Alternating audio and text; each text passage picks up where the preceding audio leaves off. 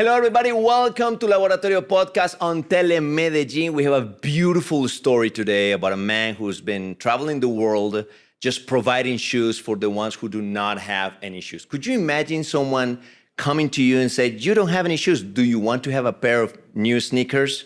Would you say yes? Would you be like, what is this guy doing? He's going to tell us the story. Andre, welcome to Medellin once again. Thank you so much, my brother. I appreciate you for inviting It's From the Soul here to tell our story and to inspire the people in Colombia. Yeah, that's a very inspiring story. And I would like you to, if you don't mind, tell us again how you began with the whole thing, because you were playing basketball and you saw someone. So I work in fashion for years. One of my NBA clients, Malik Allen, gave me a pair of brand new Jordans for my birthday. My birthday is May 17th. On June 18, 2012, me and my friends playing basketball in Manhattan, my team lost and we're sitting down talking. And I looked over and I saw a guy limping. And he was limping, but I didn't really pay any attention till I looked down. When I looked down, this guy in the hot summer had no shoes and socks on. It's the first time that I was affected. I was affected by seeing someone who didn't have. I ran up to him and said, excuse me, sir, which means respect. Can I ask you what size you wear? He says, the last time I remember, I wear size 10. That means he hasn't been using shoes for a while. And I wear size 12, so my feet are that bigger than his. I begged him, please, I have my dress shoes in my bag. Can you try my sneakers on? He said, I don't have any money. I said, I don't want your money. He thought you were selling those shoes. Yes. I said, please, just try them on. Tried them on, and they fit him. What size shoe do you wear? Mine? Yes. 42. You're 42. If I gave you a 44, would it fit you? Yeah, of course. 44 would fit you? It'll be a little bit wide, yes. But yeah. If I gave you a 40, would it fit you? No, would be too tight. No, yeah. That's how swollen his feet were. Oh, really? That means if I gave him a size 10, it would fit like a size 8 because his feet were so swollen. Of course. And it's something that happened to me, and I just said, sir, they're yours. You can have them. He said, thank you, and he walked away. When he walked away, this feeling came in my heart that I've never had, this feeling in my soul. And that day, June 18, 2012, I created It's From the Soul, which means from the soul of your heart to the sole of their feet. And we provide three things: comfort, service, and respect. Comfort, there's nothing more comfortable than sneakers. Respect is how we speak to the people who need. Yeah. And then service, we don't give. We sit them down, measure their feet, and treat them like they're in a store. And a lot of these people, especially here in Comuna 8, Comuna 13, in Boston, these people don't know what they should be treated like when they go into a store because they don't shop. Exactly. And you're going to tell us those stories because you've been here in Medellin more than a couple of times, providing shoes, not only here, for also around the world. But I want to go a little bit back, because that kindness that you have, that willingness of helping, that didn't start that day that you lost that basketball game. You probably had that because you saw it in your dad, your mom, your sisters. When do you think you really, or where does it come from, that necessity of help? You're trying to remember. That's good. That's good that you feel at home, man.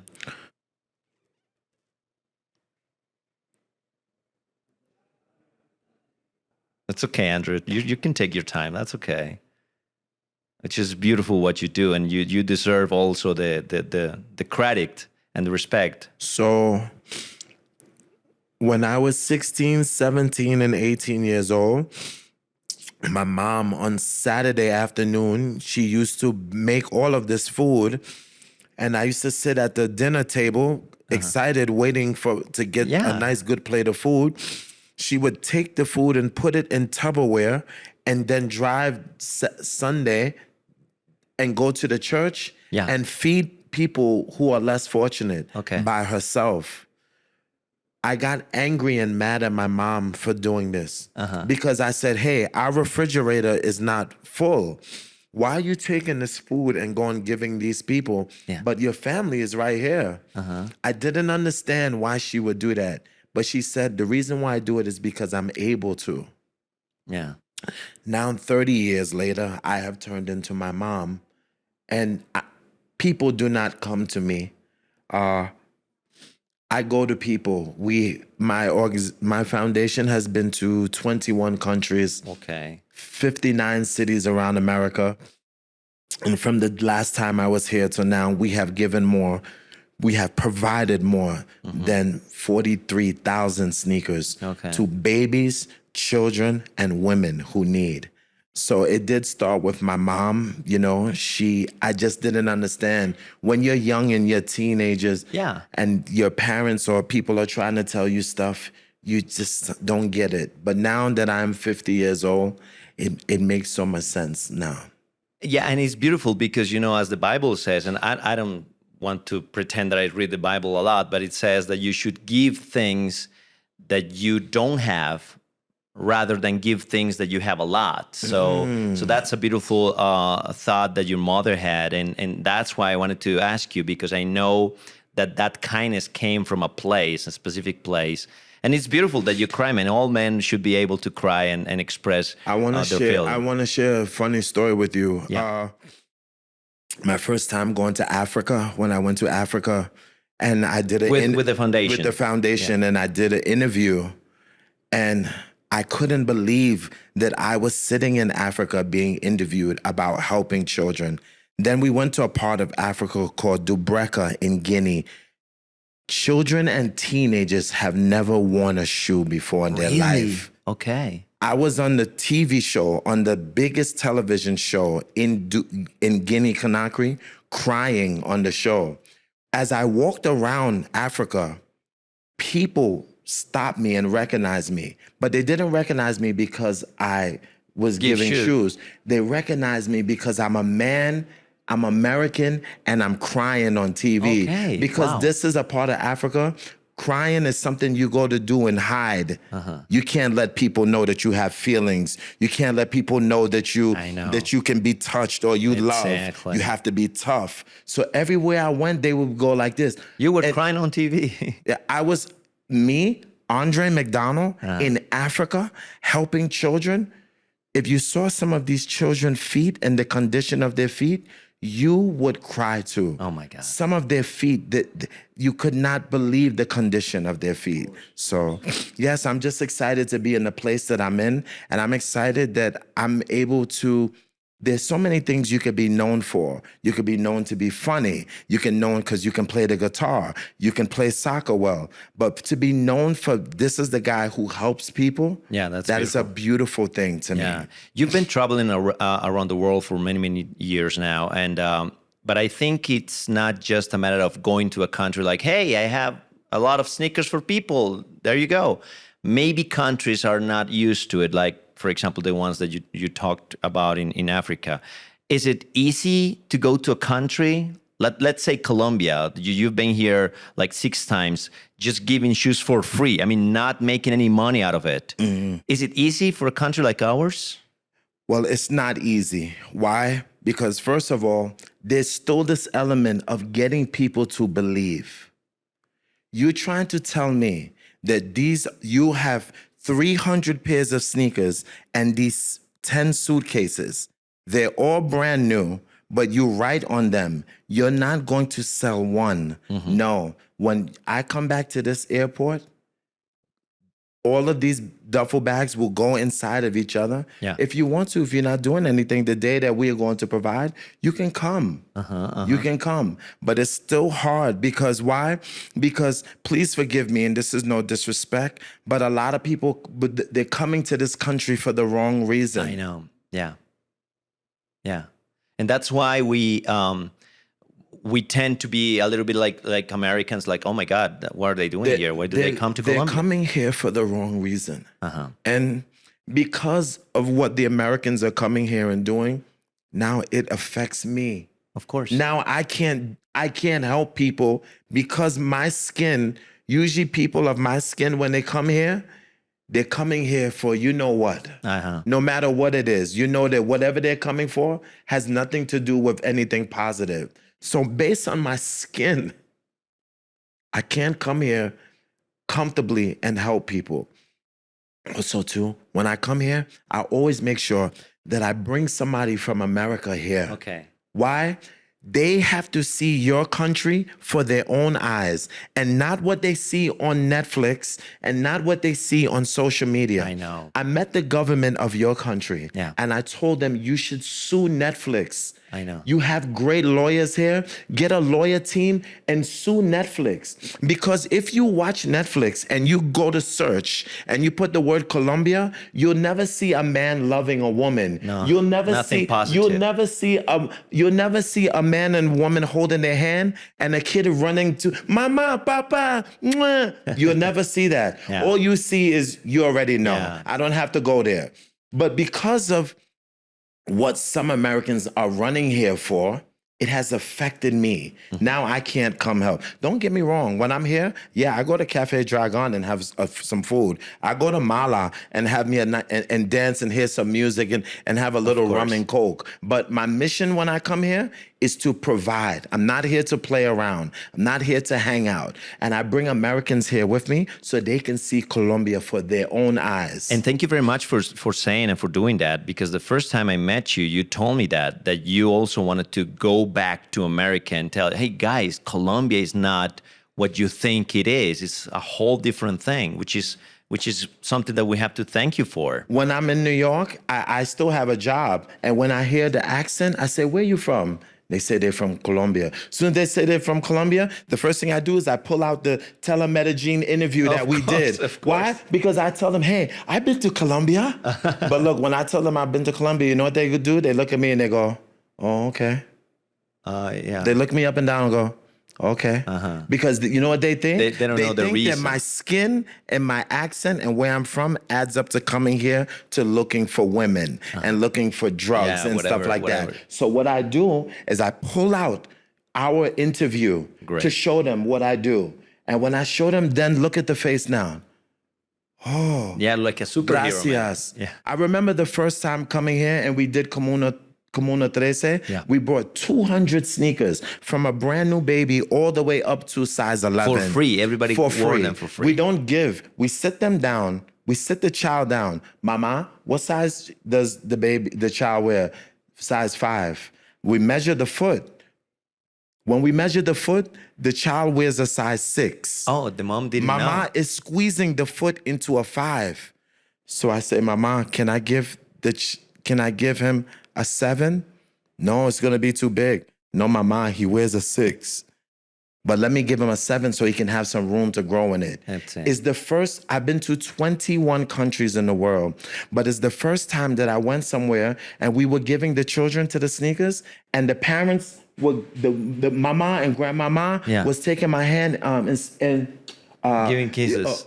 Yo bendigas, Dios lo bendiga, like God bless you. May God bless you. Yeah. And I was shocked. I said, why are they kissing my hand? Because they can't believe that you are here doing this. And you know what, Andrew? Maybe that's why the whole thing that you told me before, that it is unfortunate that you come here and they make you go through those paperwork, and they are like, are you sure you're going to give them for free? Maybe it's because we are not used to receive things for free. Have you ever gone to a country that is not like that? Like they are willing to cooperate. Like they are like, yes, of course, man. Have you ever gone to a country like this? In Barbados, they were very, very cooperative. Costa Rica, they were very cooperative. Okay. Puerto Rico.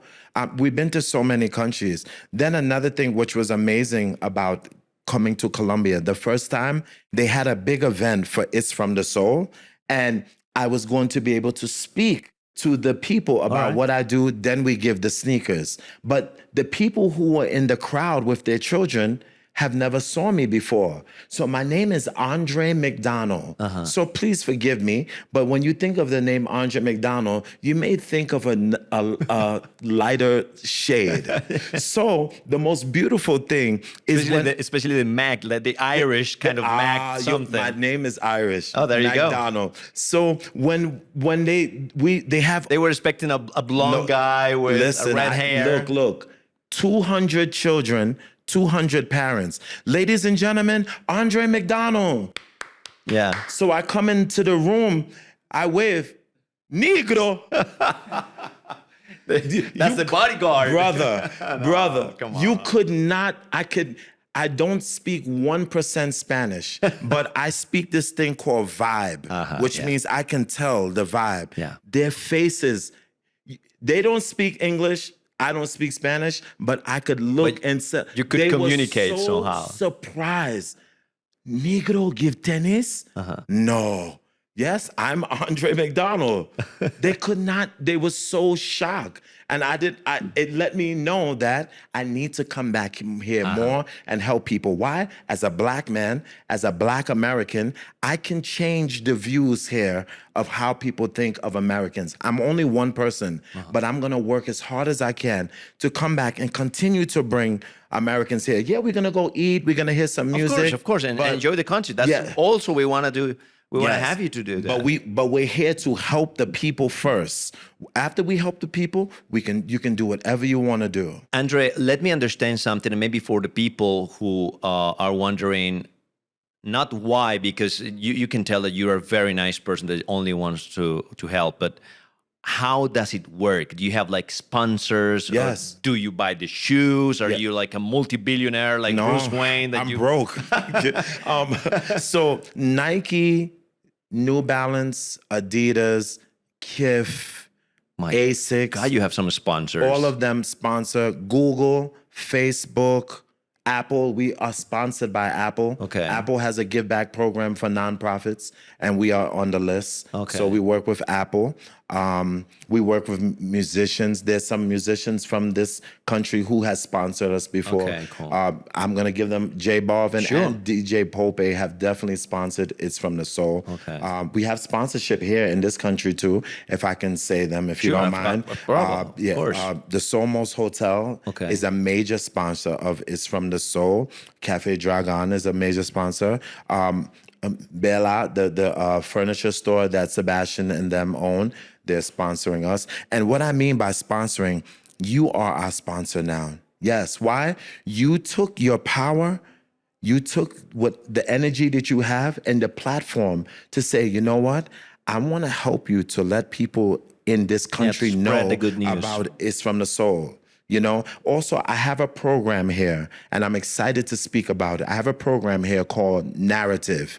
Narrative is to change the way Colombians look at Americans, but narrative is to change the way Americans look at Colombians. So I go to schools all through Colombia, and I ask children, I'm going to ask you right now, all right. Where are you from? I'm from Medellin. Where and where?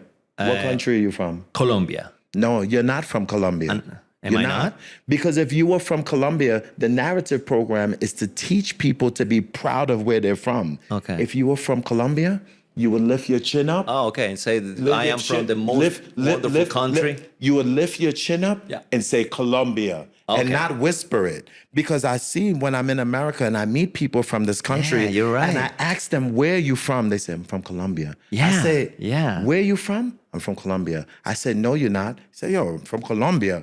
I said, if you're from Colombia, take your chin, put it up, and say with the deepest in your heart, say Colombia, so people can hear you.